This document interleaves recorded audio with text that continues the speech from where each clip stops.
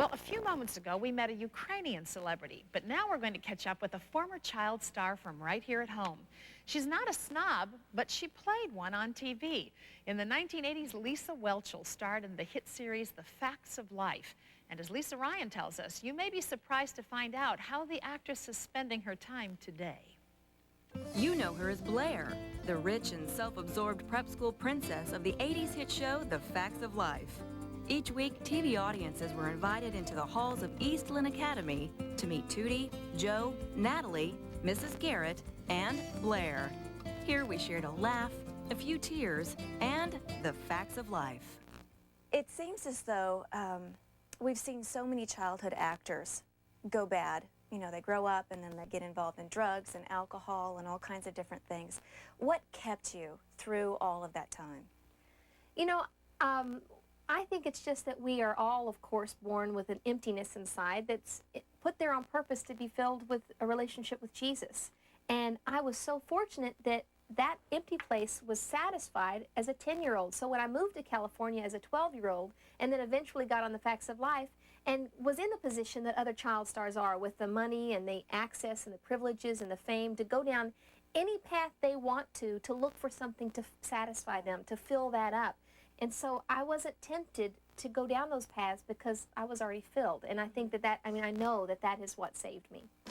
In her newest book, The Facts of Life and Other Lessons My Father Taught Me, Lisa Whelchel uses her witty sense of humor and a refreshing honesty to share how God has guided her from childhood stardom to her new roles of wife, mother of 3, homeschooler, speaker, writer, and devoted woman of God.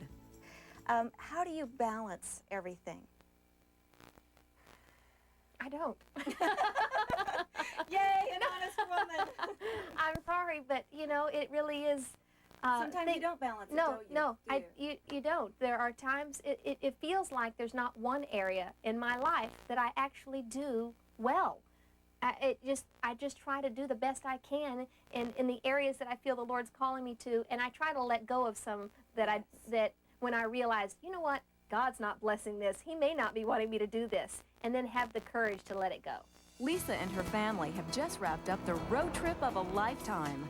Their year-long RV trip has taken them across the USA, and they've traveled through some of America's most beautiful scenery. Lisa and her family have enjoyed what makes this country great. Hey, Okay, welcome to our home sweet motorhome. Whoa. This is not camping the way I used to experience as a kid. Not camping. No, I don't do camping. Give me the grand tour. Okay, this makes into a bed, and 2 of the kids sleep there, and then another child sleeps here. Living room, bedroom. There you go. Right there. Entertainment center. Entertainment center. Oh my Driver, goodness. passenger. Hey, and you homeschool. Where do you keep all that stuff? In all of these cabinets. I think math is up. Oh, there we go. There's math. Hey, there you go. This year-long RV trip has also been an exciting field trip. Lisa and her kids have studied history and science at museums and national parks across the country. You have been homeschooling your children for several years before you came on this trip. How do you manage all of that, the homeschooling and the practical aspects of educating your kids on the road or at home? Well, again, you know, you have to let some things go and kind of give and take. And so this year we're motor homeschooling. And so, I like that. Yeah. Literally, life is a field trip. That's right, exactly. So we're doing math and language arts every day.